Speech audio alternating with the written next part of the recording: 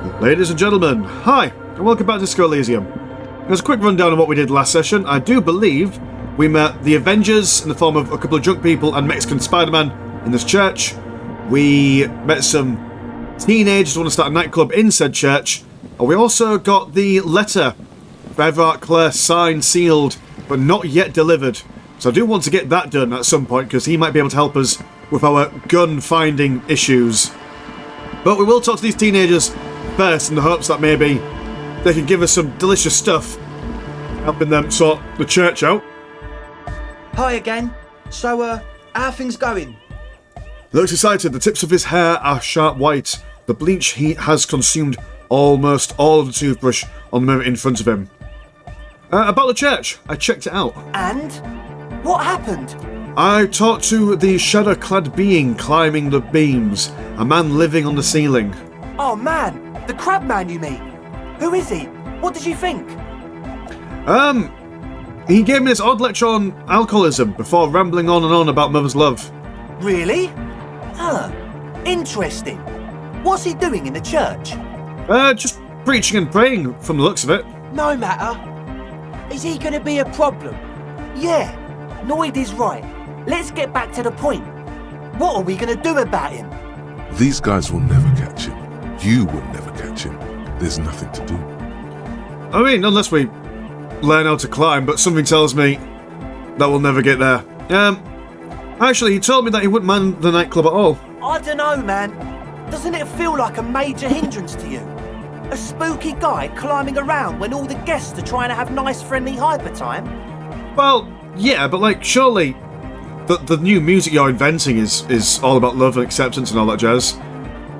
No, don't worry, I don't think he really gives a damn about you or anyone else. I guess it's not a massive problem, now that I think of it.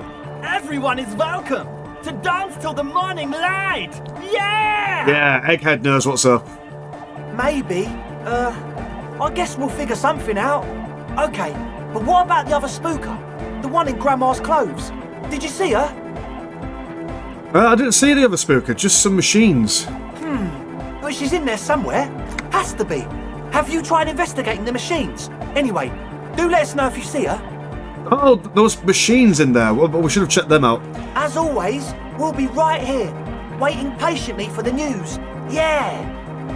Alright, well, clearly we're not done with the church as of yet, but I do want to really sort out this Everard Clare nonsense, because he might know where our gun is, and that'd be super useful to have a weapon. So I'm going to skip to us being there. Well, we're going to deliver the letter first. I'm going to deliver the letter first and then move on. I'll see you in a bit. Alright, we're at that friendly post box. Let's go see if we can give it a letter. The dented yellow mailbox greets you with its graffito and bullet holes in the front. I knew we'd get to use this mailbox for something. Yes, for sending mail. Absolutely. Drop the white envelope into the mailbox. You drop the white envelope in the darkness.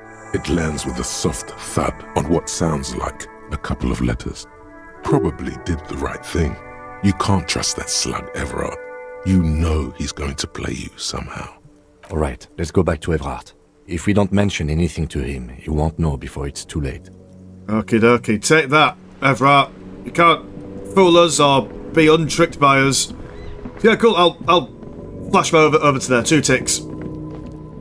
Okay then, let's see what this chubby communist has to say for himself. Fingers crossed he'll have no idea what's going on.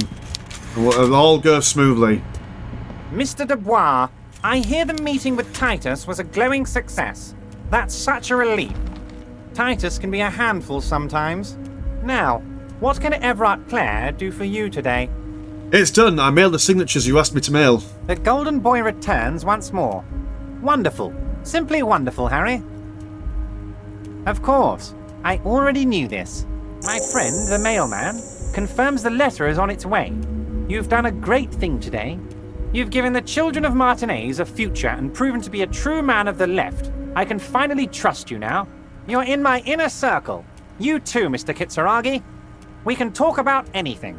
The strike, the murder, your lost gun, nothing is off the table. Fantastic. Oh, Bratan, you play the old man like a 3-string banjo. He has no idea. What can I say? Well, Wiley moral interns? Is that what we are? Is that what we decided we were? Better not to gloat, sire. 'Tis arrogance that gives the play away. Be subtle. Okay.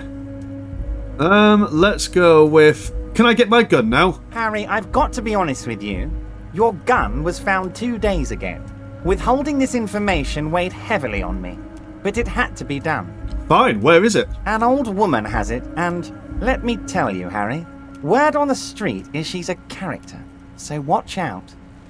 Well, that's not finding it, is it? This must be the woman who bought the gun from Roy.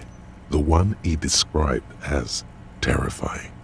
The gun's still with the woman who bought it from Roy. Yes, the same one. I see you've done your research. The pawn shop made the gun easy to track. Crazy stuff, Harry. Selling your gun like that? Wild. Anyway. So, hang on, so... We've done all this, I mean, clearly we've only pretended to do it, but if we actually did it genuinely, in an effort to find our gun, he's only telling us information that we already know.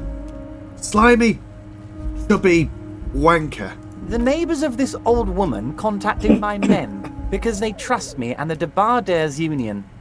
Apparently, she was waving it around at the entrance to her building. Waving the gun around doesn't sound good. None of this does.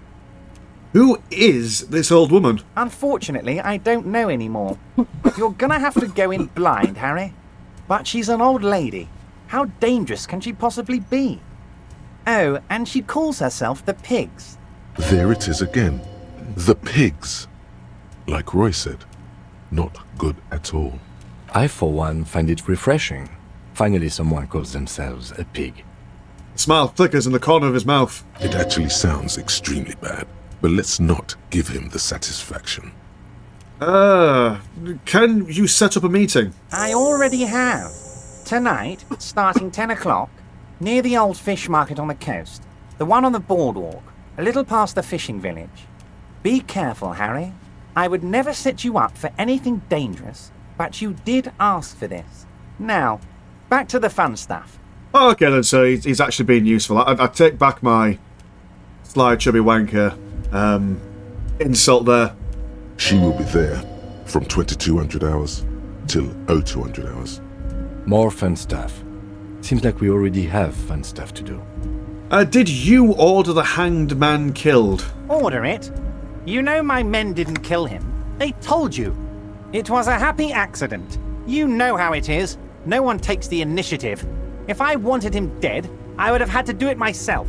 And I'm too fat for that. Why are you so fat? Glad you asked.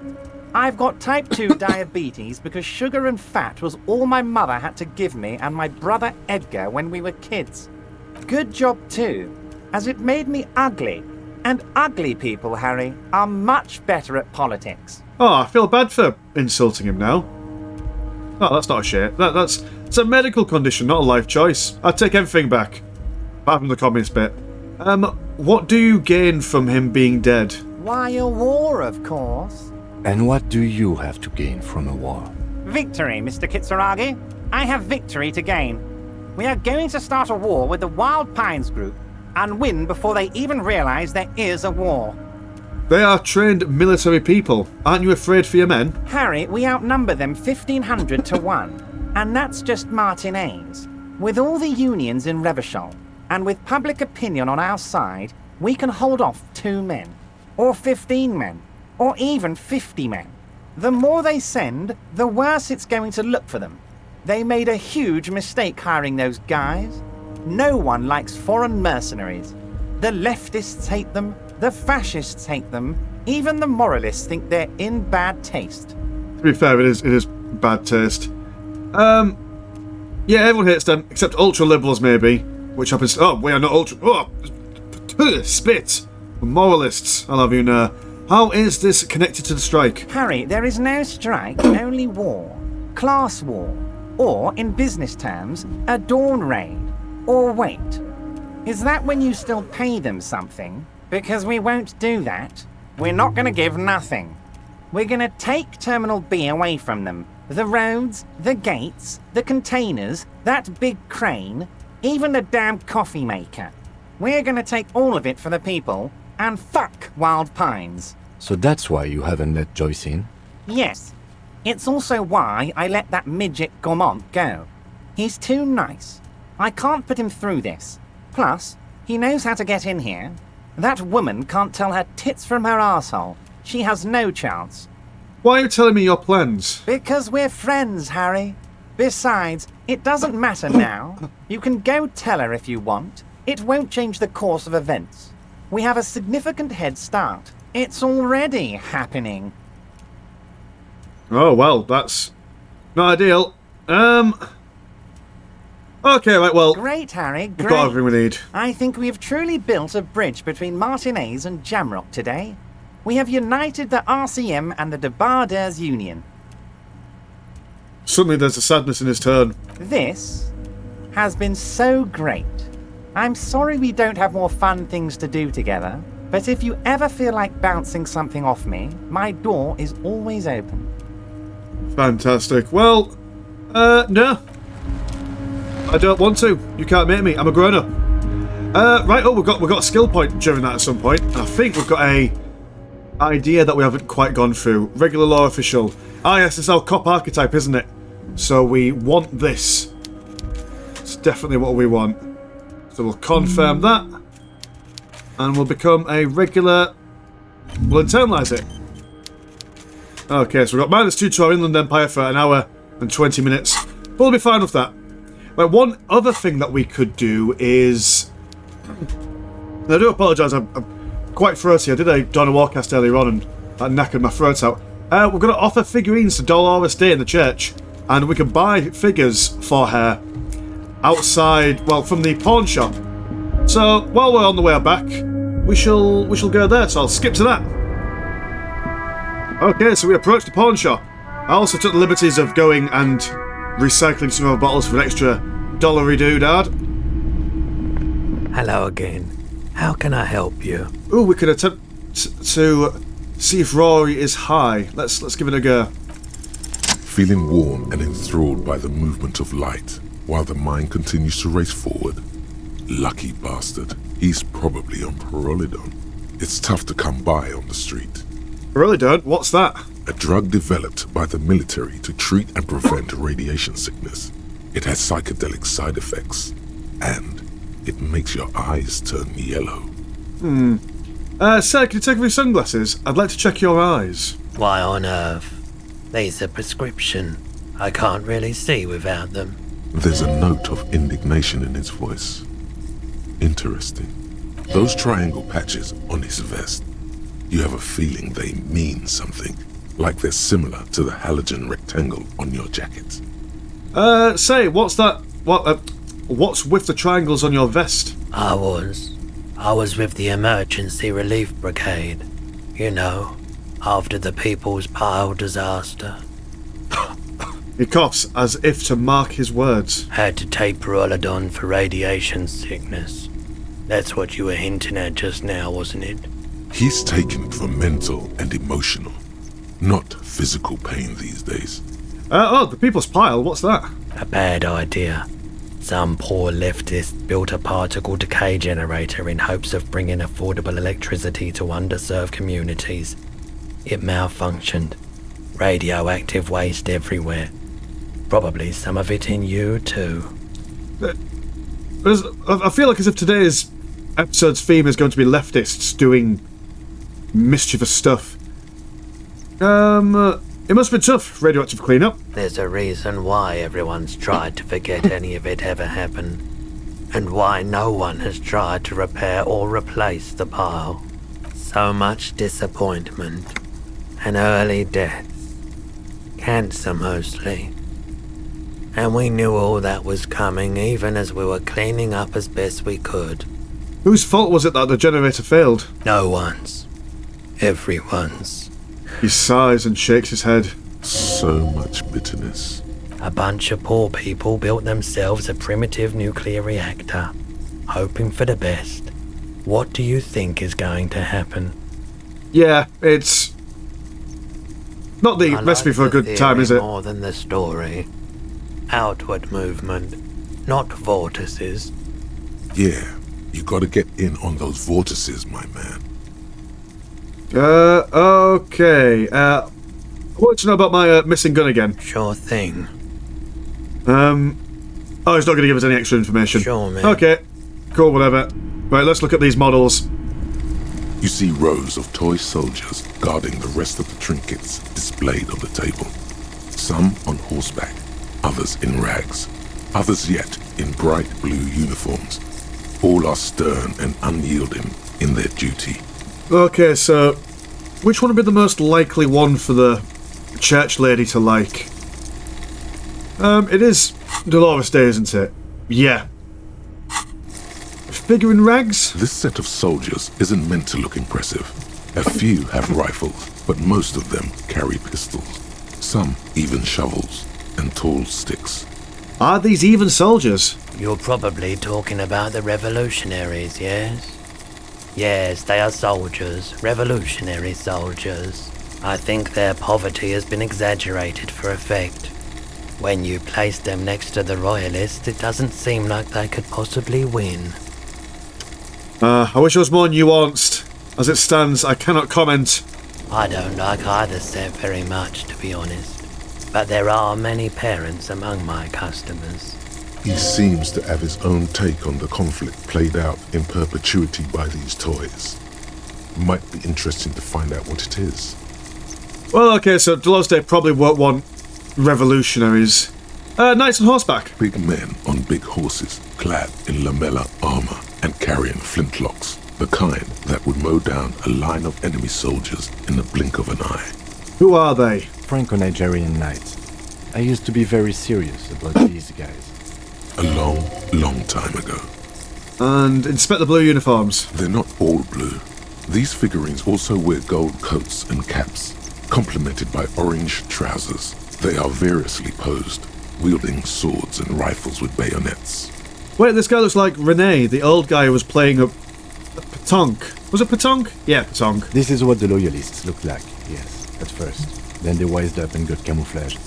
Are these royalist soldiers? Which ones? Ah, those. Yes, they are. I find the paint job a bit gaudy, but children like the bright colours indiscriminately. Okay. I assume knights on horseback, that's what she'd be into. Hello, hello. Let me know if I can help you with anything. How do I purchase? I'll be able to aid in your investigation. By the way, do you have any guns? Can I not just buy them from the cabinet? Let me buy them. You see rows of toy big men. Franco-Nigerian. A long, long time. Ha! Why can't I purchase them? Or do I just have to find them? Is that the thing? Well, that's useful. Fine. Okay. Clearly we've just wasted our time here. Okay, back to the southern region of the map. Alright, so we're back on this side of the map. We're outside of church. But I want to carry on and see what else there is to explore. Look at this payphone. Dead phone, smashed receiver. Like someone hung up too hard. What about you, phone? A metal payphone under a yellow plastic dome. You could use it to call someone, unless you're out of change. Pick up the handset. You hear the tone. The machine is inoperable. Let's dial a... Sure, let's dial a random number. Calling. Still calling. This feels wrong. Should you be doing this? End of tone. Someone picks up. Pierre? Is that you, Pierre? The voice is female and sounds about 100 years old. No, it's not Pierre. Do you have any news about Pierre? Who is Pierre? He's my sister's grandson. He used to visit me as a lad. Fine young man. But who are you then? A salesman of some sort? Modern goods are rubbish, and I can't afford them anyhow. It's a shame what you did to our country. The woman moans, and the phone line howls in unison with her. No, I'm a police officer. To hell with the police. To hell with you. Her voice is drowned in white noise. Sounds like waves washing a beach. growing in volume until the call suddenly disconnects. You get a sinking feeling. It makes you look if Lieutenant Kitsuragi overheard you. To your relief, he did not. Okay, well, clearly this is not the most useful thing we could be doing with our time. Let's give it one more go. Let's see what happens. Calling. Still calling. Again? Seriously? Someone with a masculine voice picks up. Hello, Gerard speaking. Hello, Gerard. Technically speaking, you're electricity. No, what you are is a surprise. Get his wife on the phone. Hey Gerard, oh, go on then, drama. Hey Gerard, get your wife for me, will you? Who is this? It's Harry. Put her on. I don't like waiting. Who the fuck do you think you are talking to me like that? The voice on the phone is suddenly very aggravated. No, we've made bad life choices here. Don't want to get him in trouble with his wife or vice versa. No, hang up. Leave that alone. We're being morally good for now. Okay, what have we got to work with here? Buzz hum, the electricity flows through the wires with audible power. Someone has left an unidentifiable article of clothing on this railing. It smells really bad. Take a closer look. It's streaked with dried seagull shit and tangled with pieces of seaweed. A dangling arm suggests that there might be a jacket beneath the crust of filth. A potential seagull shit jacket? Please tell me you're not taking that with you. I think this is the jacket the idiot Doom Spiral guy wanted me to find. I'm sure he'll be thrilled to have it returned. Here we go. Fab stuff. Does he have anything in the pockets though? That's the real question. Interact. As you hold it in your hands, it makes an uncomfortable crunching sound. Man, how did this jacket get so disgusting? It's a sordid, filthy tale, not for the weak. Are you sure you can stomach it? Think about it. It occurs to you that you're not even holding the jacket itself, but rather the thick crust of jetsam and seagull shit that ensconces it. Gross. Why? Why did you think about it? Look at your hands. They're covered in muck. Ew, flick your hands. Now you're just flicking that shit everywhere. This is a disaster. You'll never get the smell out. Well, we learnt nothing. We learnt nothing from our choices there. What's in the barrel? Money and recycling. Amazing. We've got more purse cards. Oh, we could have sold purse cards to the pawn shop man while we were there. Never mind. Got these amazing glasses. Hold on. Mega Bino Man specs. Ooh. Ah, they would have worked really well with our hat before we gave it away. Discover your inner Bino. Whose idiotic idea was wear square and beige plastic frames anyway? Beige is a colour that does not look good on anyone. Not to mention that seeing the world through these exceedingly thick lenses almost feels nauseating. Nah. I think our cool shades suit us better. What else is there? There's a thing. More recycling. What even are you? A coin-operated weighing machine. Hasn't been used for a decade. I remember when weighing machines used to be all over the place. I'm not that old, but like, there were still a couple when I was a young man. But I'm talking like 5 years old, you know. Very long time ago. A big wine canister. It's open and empty. The smell. It's awful and familiar. What is it? Don't you recognize it? That hideous pungency. That faintly cloying sweetness.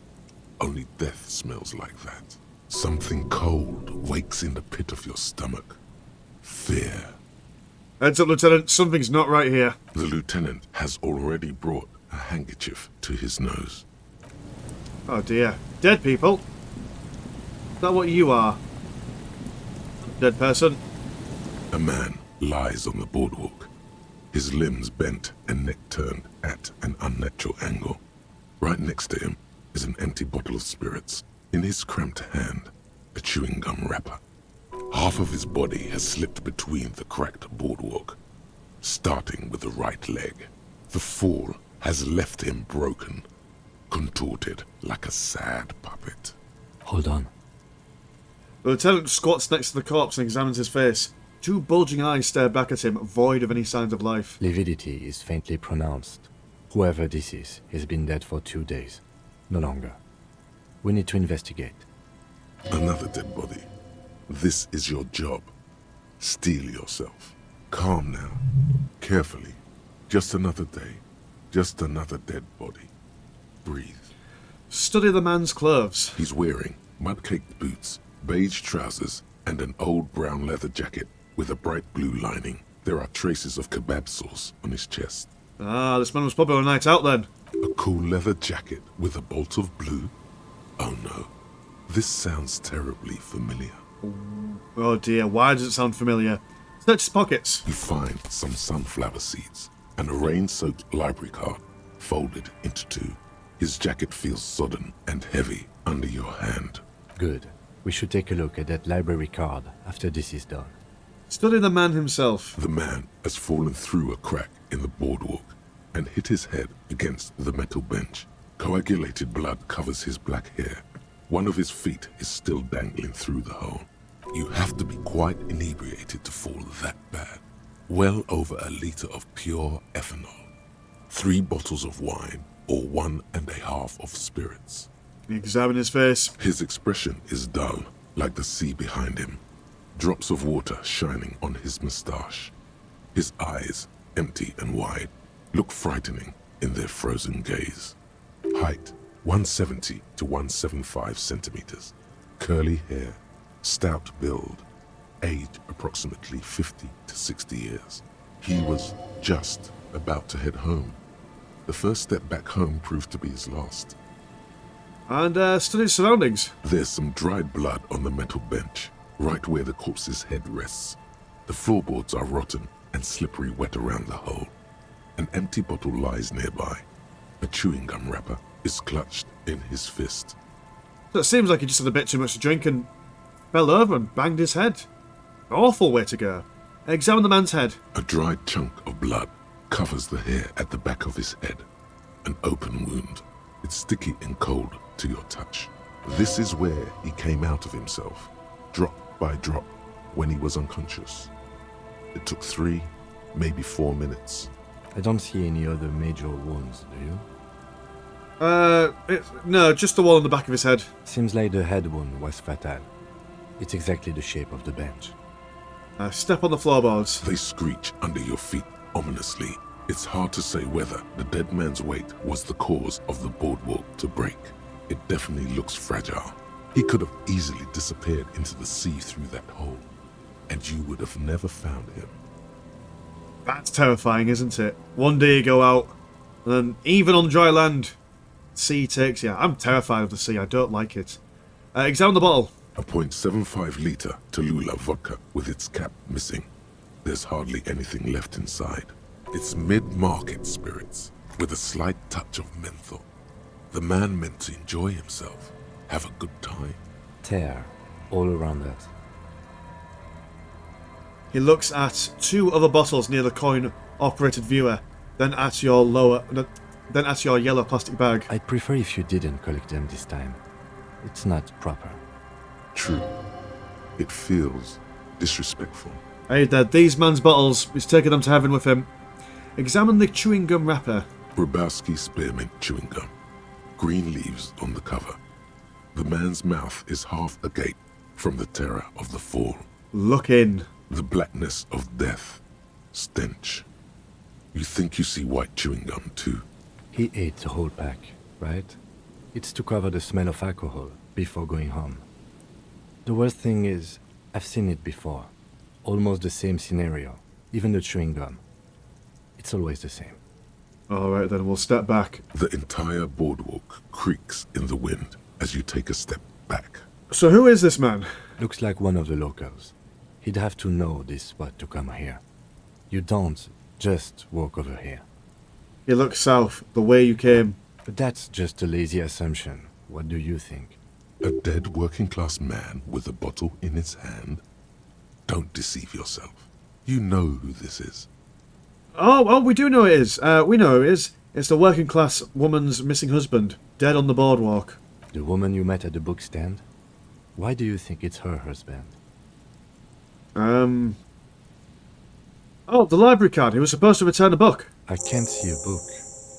So he took the book to the library, then came back and thought, I'll have one.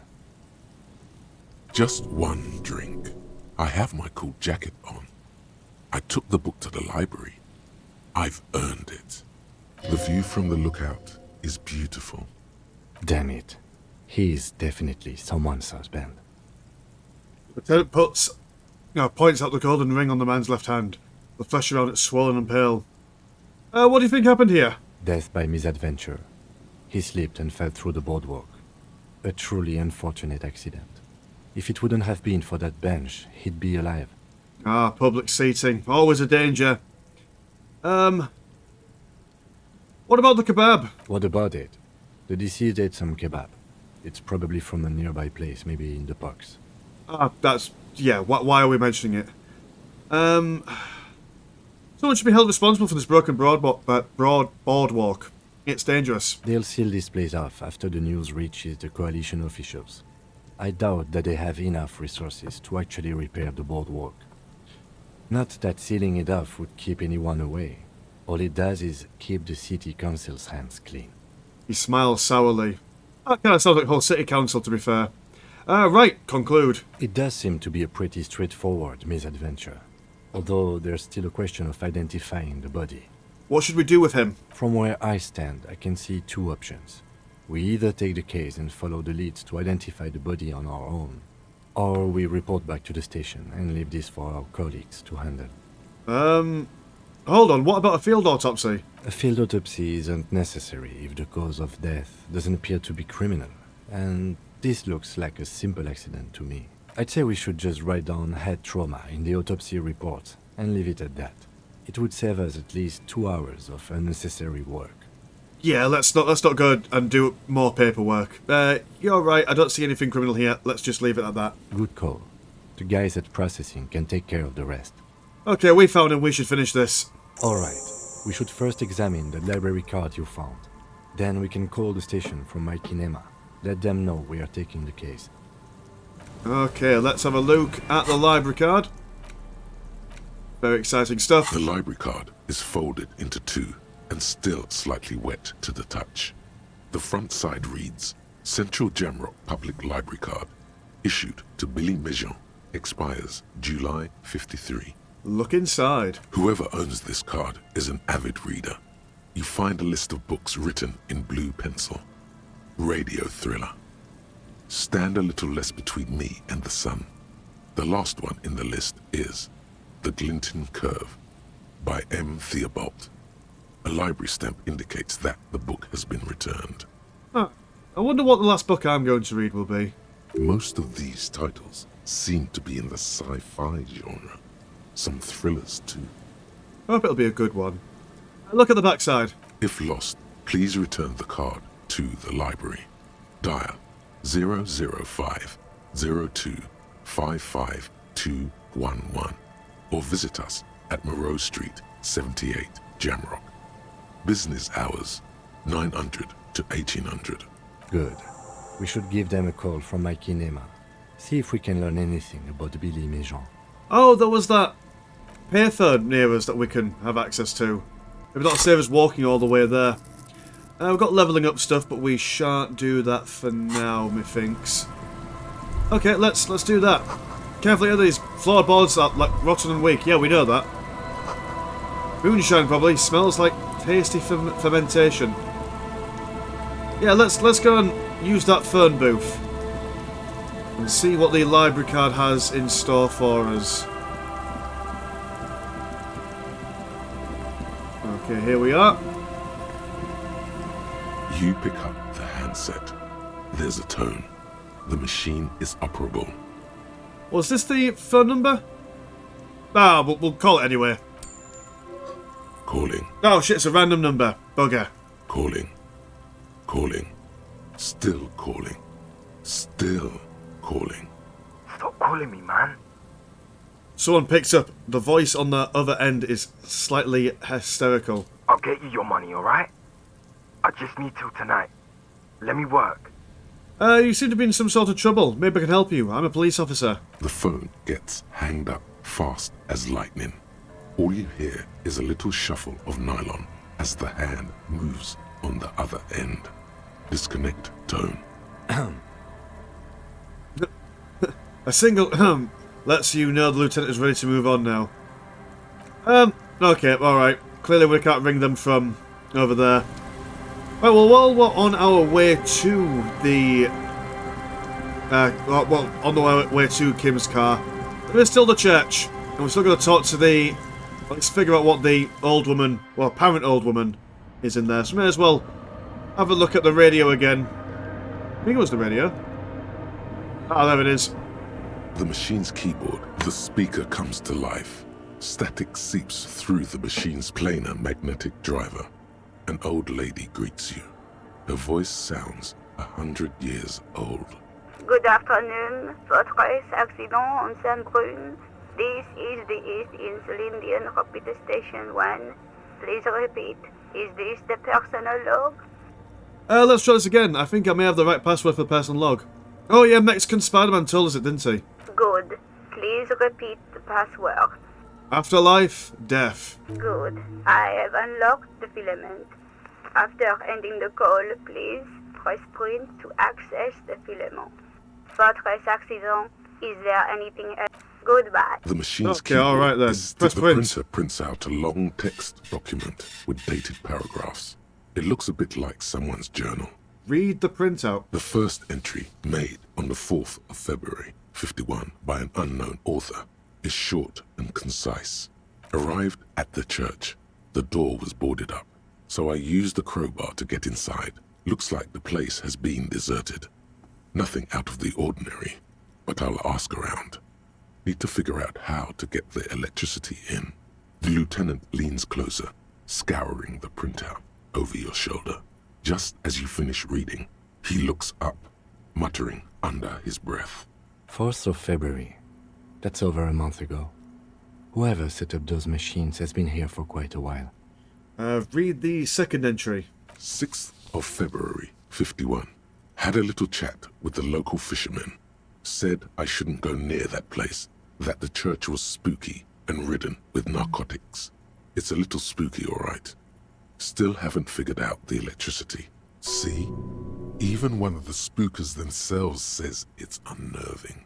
What was that about narcotics? This could prove to be interesting. Wait, narcotics? Look around the derelict building. I doubt that we can find any. It's just idle fishermen's gossip to scare away the kids. He looks at the stained glass window. Nothing spooky about this place either. It's just abandoned and cold, and in an awful part of town. Then why doth the lieutenant protest against spending time here so often? Read the third entry. 7th of February, 51. Finally got the electricity in. Next on the agenda, a new antenna. I'm thinking Esca series, something advanced. Why would you need an antenna? Why would anyone need any of this equipment here? He steps on the wire running on the ground, inspecting it with his boots. This is quite strange, to be fair. Read the fourth entry. 8th of February, 51. Bought the antenna, had some problems setting it up. Called Simo for help. Heard the others are back to making art. Drinking somewhere out of town. Sulislav started a rock band again. Lexi has been seen asking money from strangers. But at least the artists have their act together. They're qualified labor. They can get work anywhere. Graphic design, ads. The programmers are doing fine too. I mean, they're programmers.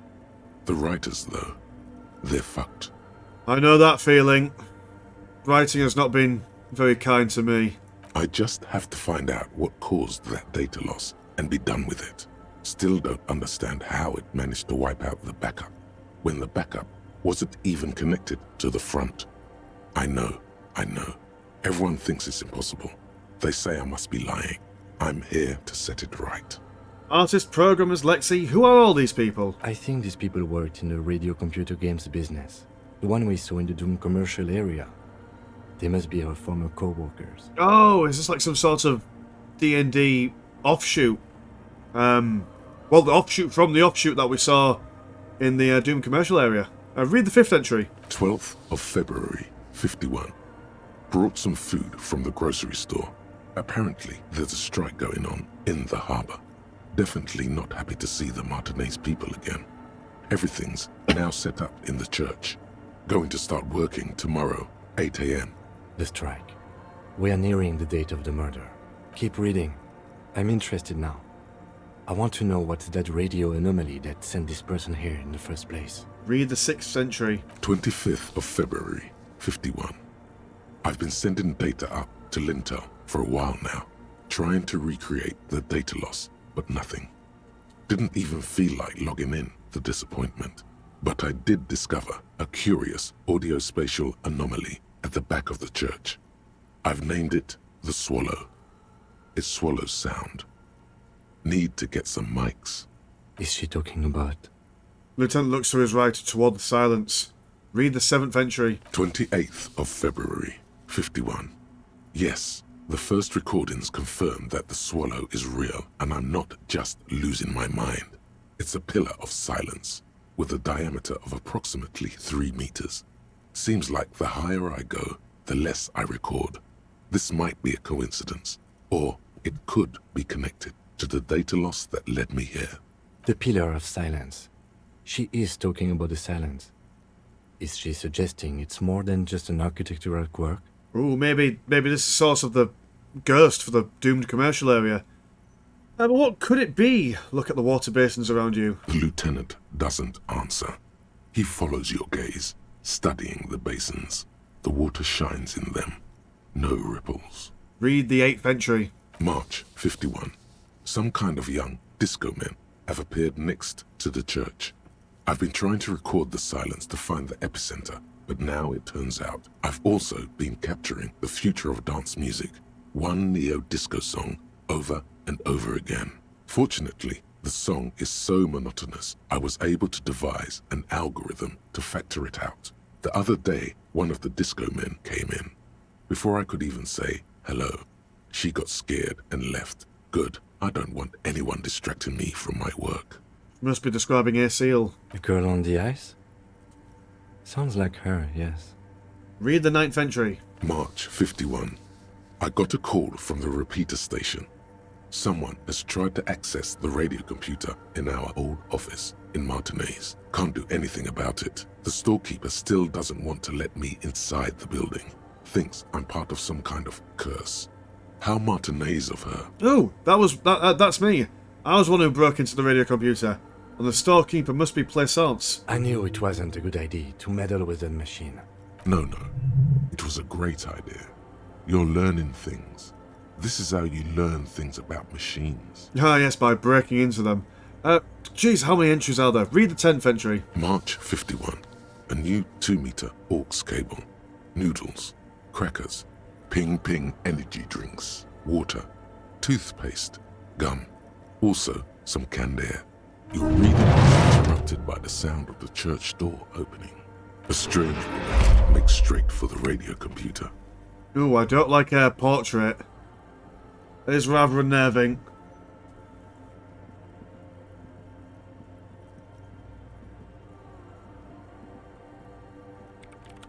Oh, she just walked straight past us. Okay.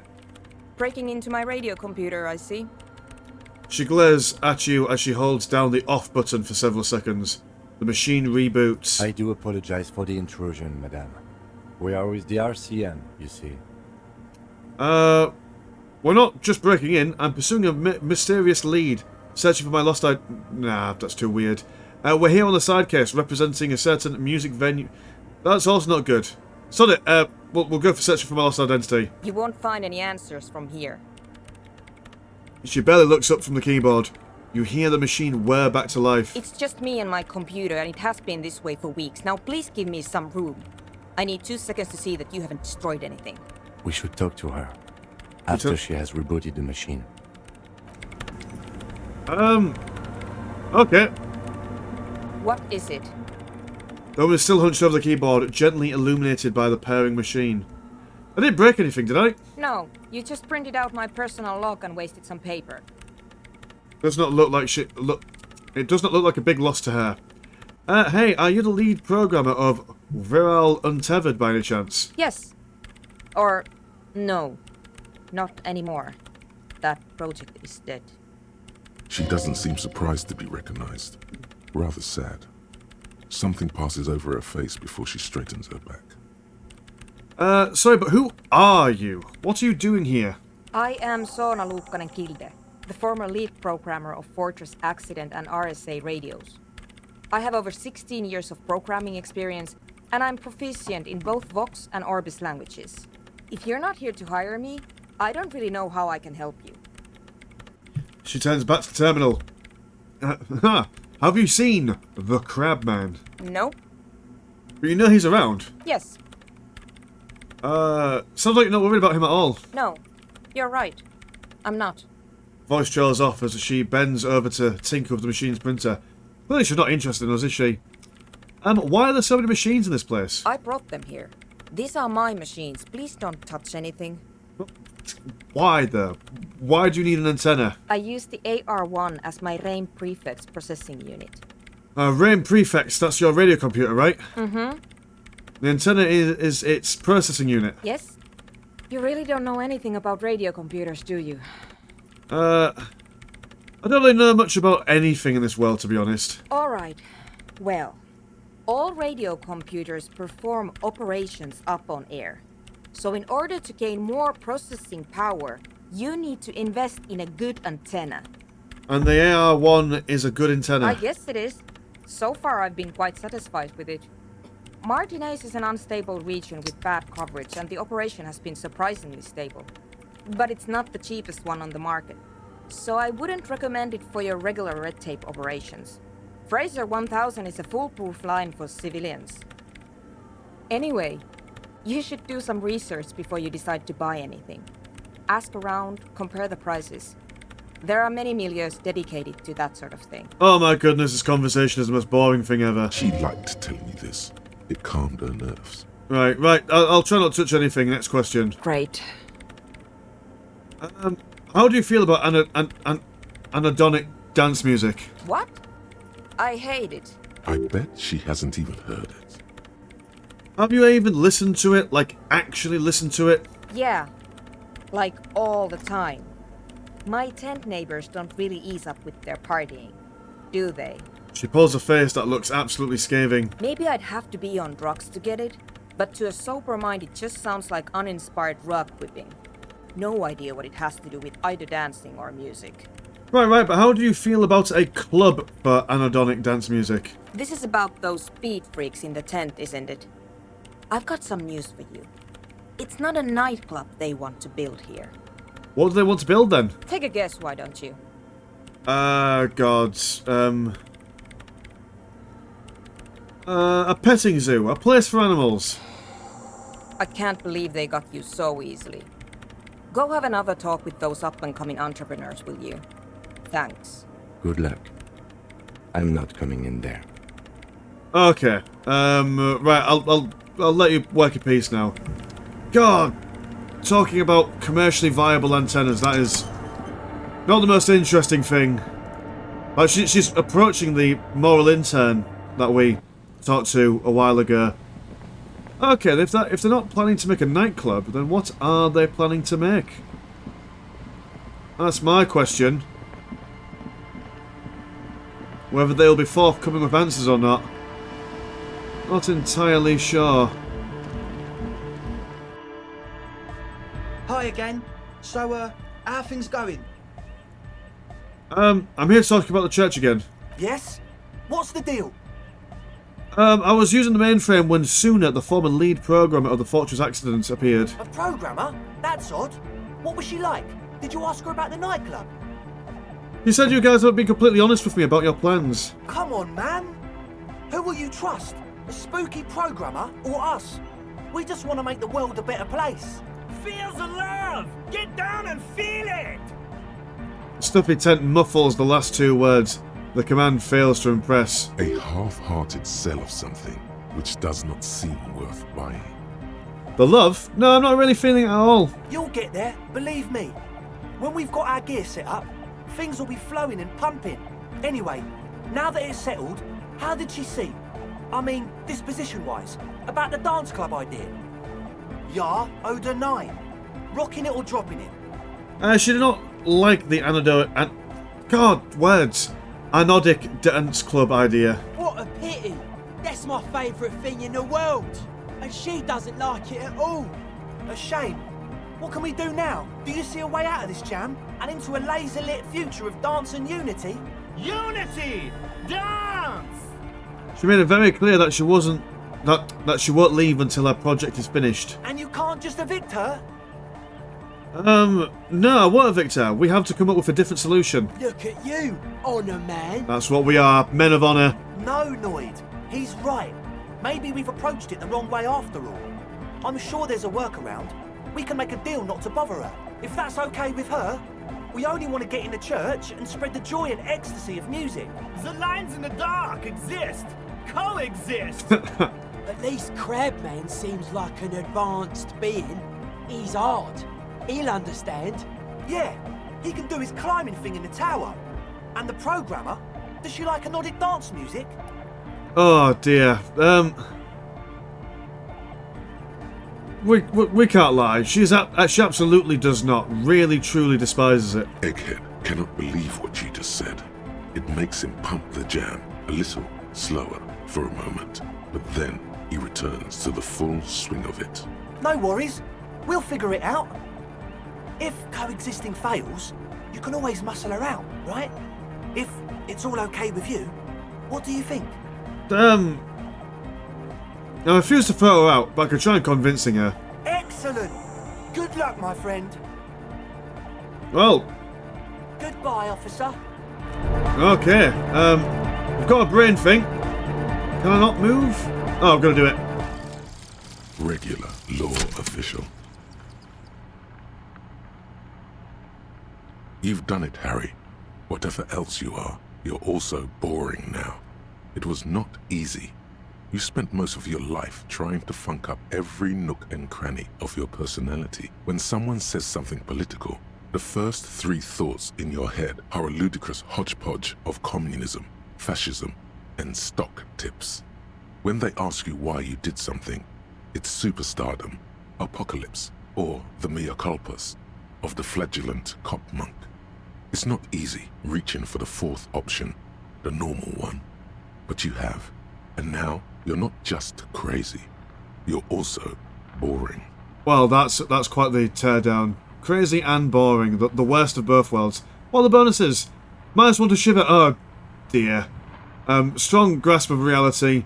Dull but solid. So -1 to shivers, -1 to Inland Empire. But all learning caps increase to 3. How does that help us? Everything's got more, so we can increase our physical instrument again in case we need to punch anyone again. That's useful? Question mark. Oh well, we're basic. It is the price of being basic.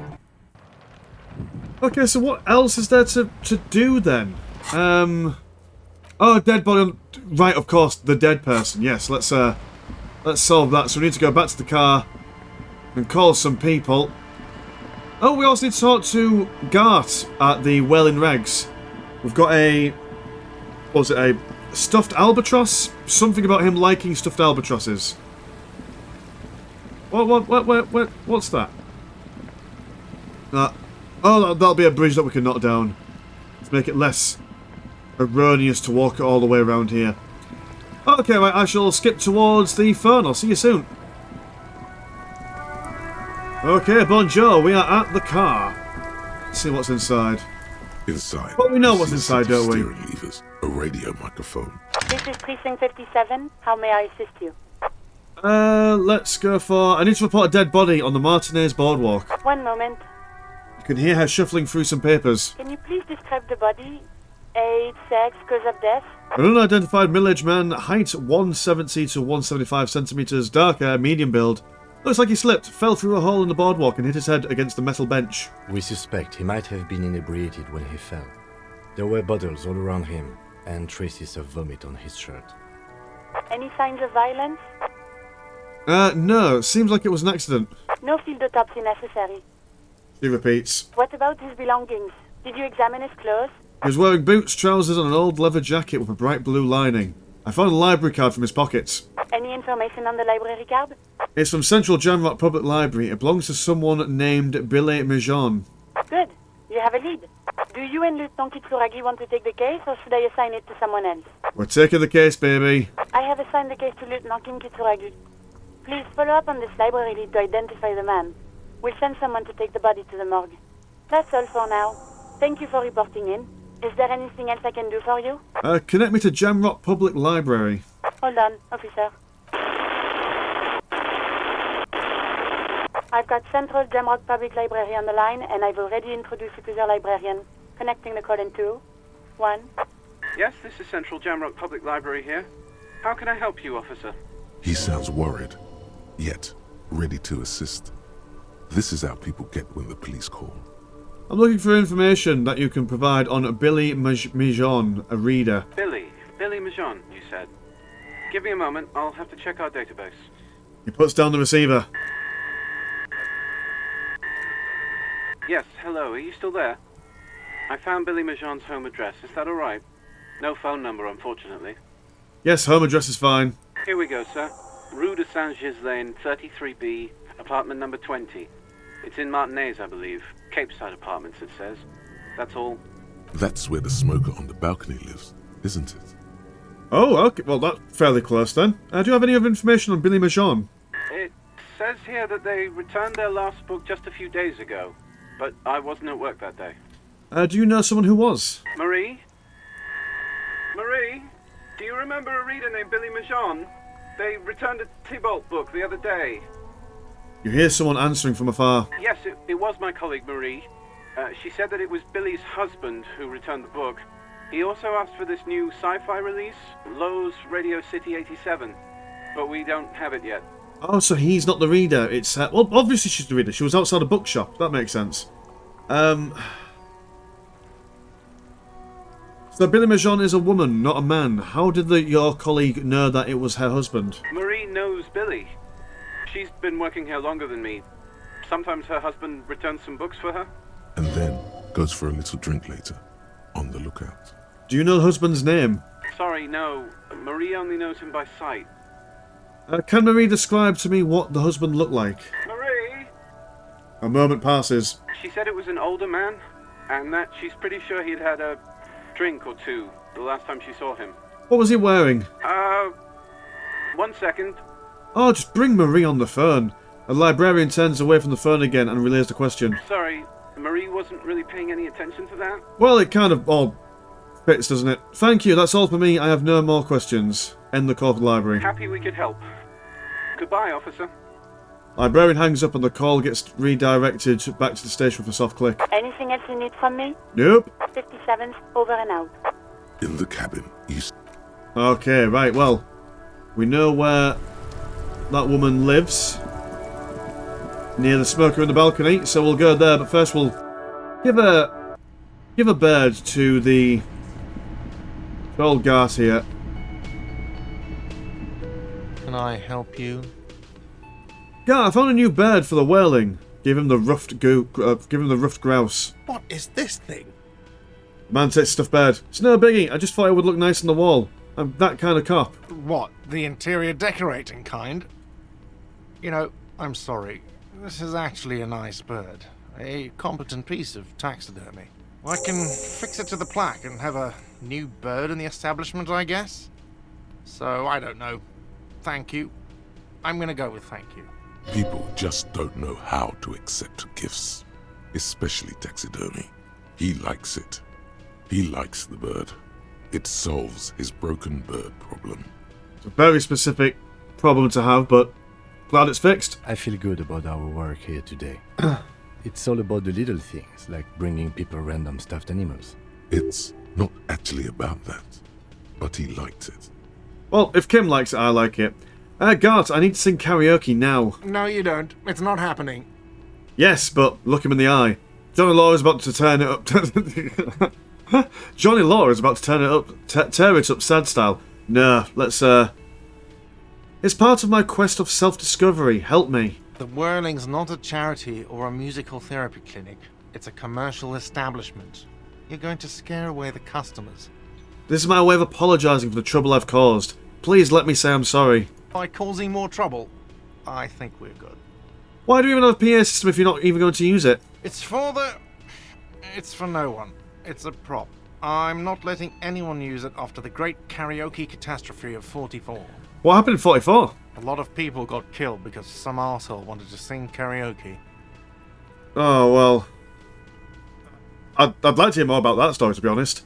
It's not a prop, it's for your clients. I know it's used. Okay, yes, it's for some clients.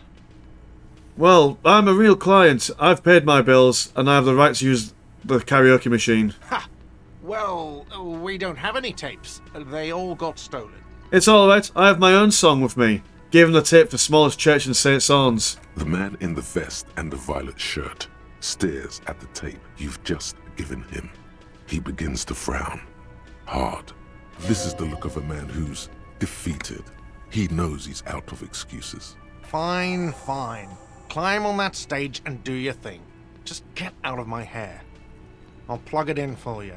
Damn this karaoke machine. Fantastic. Time to do the damage. Alright, okay. So I imagine that singing will require drama, so let's look at our best drama clothes. Drama, the mesh top, classic. Well, there was definitely something else. That was -1 to drama, we don't want that. Oh, bow tie. But can we put it on? Yes. Yes, we can. Just for a brief moment at the very least.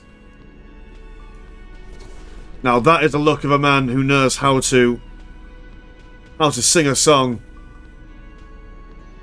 Yeah. Tasty looking. Okay, let's sing a song, baby. This feels right. You belong here. The stage is all set up for your performance. Feels silent. You can hear the pellets creak under your feet. You feel a little dizzy, a little unsteady suddenly. So, are you ready for your thing now? Let me know when I should turn on the karaoke carousel. Look, Kim, I'm going to sing karaoke. I can see that. Lieutenant steps away from the stage, ready for your performance. Put your lips against the microphone to test it. Immediately, a loud feedback noise startles the room. You feel like an amateur. How are you supposed to hold the mic? Should you just sing into it? Where should you stand? Hands. Where do you put your hands? Oh dear, oh no, we're reducing our... Ah dear. Look around the room first. There are some people out there, but mostly a post-meridian slumber has fallen on the premise. Not super lively. It would be wiser to perform in the evening, no? But the choice is yours. Oh, to perform in the evening. For a bigger crowd? You know what, yeah, let's leave it for the evening. I think that'd be... We'll get a larger crowd, and I think that would be the way forward. In my honest, humble opinion. Might also feel more confident if we're doing it in the evening as well. Where's my t-shirt? There we go. Okay, let's go tell a woman that her husband's dead. That'll be a fun job. Okay, now which door was it that she lived at? Was it? Oh, what are you? Oh, you're a blue thing. Hello, blue thing. Excellent, more money. Right, who lives here? A weathered brown door. The number reads 20. The lieutenant motions to you to go ahead and knock. This is the door. You already know it's the right door. This is going to be so hard. Don't knock! Just leave! You don't need this! You don't need to sad it up! I know horrific necktie, but it's gotta be done. Hold on, Kim, we should discuss this before we move in. What should we expect? You're right. Let's talk this through. Looks at the apartment door and lowers his voice a bit. We have our first preliminary identification. In all likelihood, the deceased is the husband of Billy Méjean. We need to confirm this, as well as deliver the death notification to Billy herself. Now, delivering a death notification is never an easy task. There's a reason why it's often called the most stressful part of our job. This is why it's usually done in pairs. You got this. I'll be monitoring reactions, ready to act if necessary. Do you have any advice on how to tell her he's... dead? Just don't say that you know how they feel. You don't. Good advice. Okay. Alright, I think I'm ready. The lieutenant motions towards the door. This is going to suck. Knock! Hello? Who is it? A voice calls up from the other side of the door. Is this Billy Méjean's home? This is the police. Please open the door. The police? A moment, please give us a moment. You hear shuffling inside. There's fear in her voice. Come in, the door is open. Alright, here we go.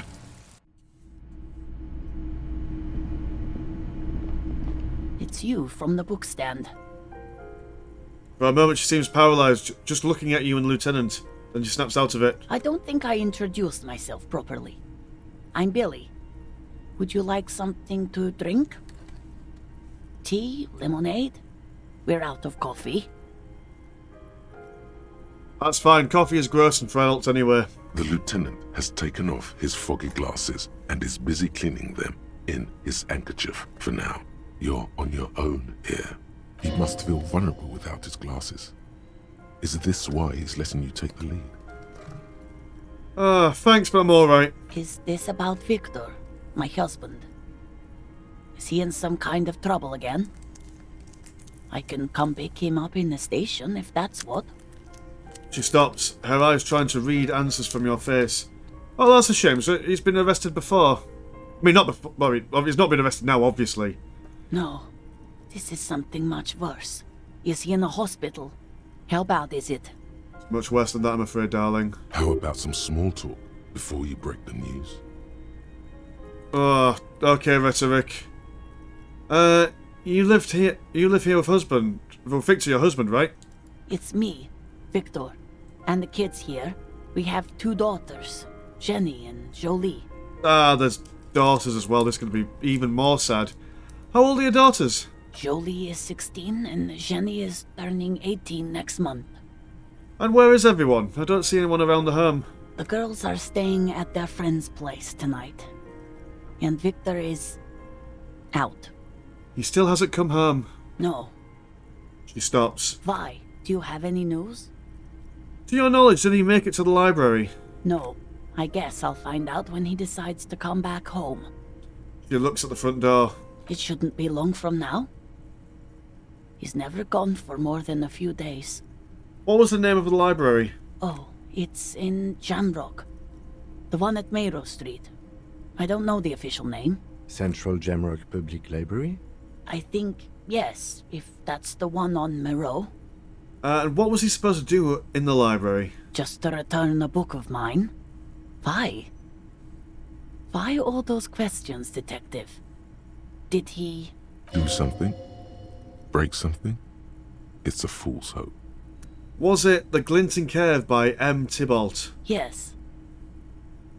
She becomes unsettled as she says that, her forehead scrunching up into a worried expression. Alright, okay, we've definitely confirmed that we've found her husband. Now there's something else I have to tell you. She folds her hands across her chest. Alright, empathy. Tell her about the dead body. You've done this before. Just keep your focus. Ma'am, I'm very sorry to say it, but your husband, Victor Méjean, was found dead on the Martinez boardwalk. What did you say? Your husband, Victor Méjean, is dead. I'm very sorry for your loss, ma'am. Oh. She touches her neck, eyes pale like pearls in seawater. Oh. But... he was just... She looks at the kitchen table, where 2 cigarette butts are still in the tray. But he was just here. Alive. We understand this comes as a huge shock. I want you to know that me and my partner are here for you if you have any questions. Take your time, ma'am.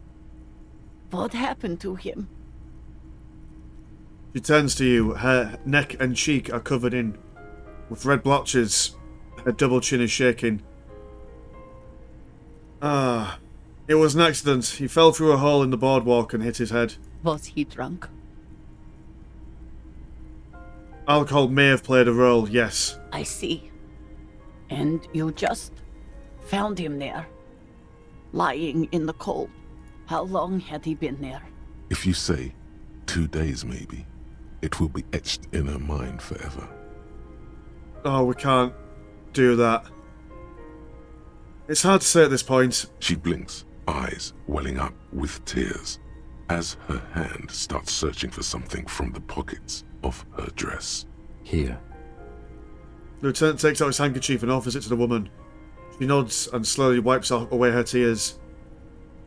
Is there anyone we can call for you? A friend, a family member, someone who could be here for you? No. I just need to tell my girls. The air gets sucked out of her lungs suddenly. God. Should I call them? Should I tell them to come home? No. A day. No, take a day to recover. You'll be better prepared when they come home tomorrow. Good. That's probably the right thing. Thank you. She nods, but with a wretched expression. Just tell me, what do I need to do next? Where is he? Can I see him? We've taken him to the city morgue. The local coroner will be contacting you shortly to arrange the funeral. Here's his number in case you want to contact him earlier. He hands her a leaflet with the morgue's contact information. A very good call. Is there anything else that the RCM could do for you? No, I'll call you if something comes up. I'm still... She rubs her face, runs her fingers over her cheeks that have become numb. Thank you. Thank you for telling me. I'll call if... She runs out of breath. These are her last reserves of strength. Her muscles will give in soon. Already, she starts to shake. Again, I'm very sorry, ma'am. We should step outside and talk.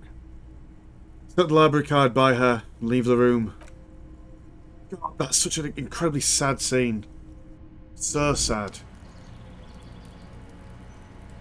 Oh, it must be awful to be a policeman or a firefighter or anyone like a doctor and have to deliver that news. I don't know if I could do it personally. Certainly not. No, I definitely wouldn't be able to do it. You did well. Lieutenant says as soon as you left the apartment, the balcony feels cool and quiet, a stunning view of the district. What now? I'll call the station when we're finished with the day, and let them know the name of the deceased.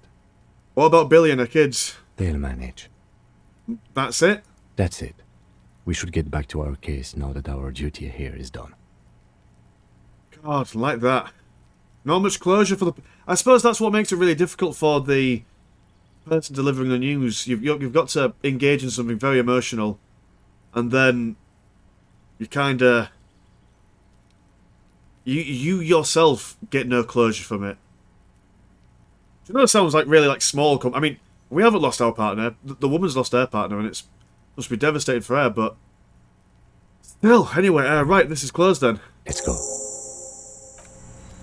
Right, and on that note, I think we're going to leave that here for this evening. I think we've done a fair bit. We've certainly...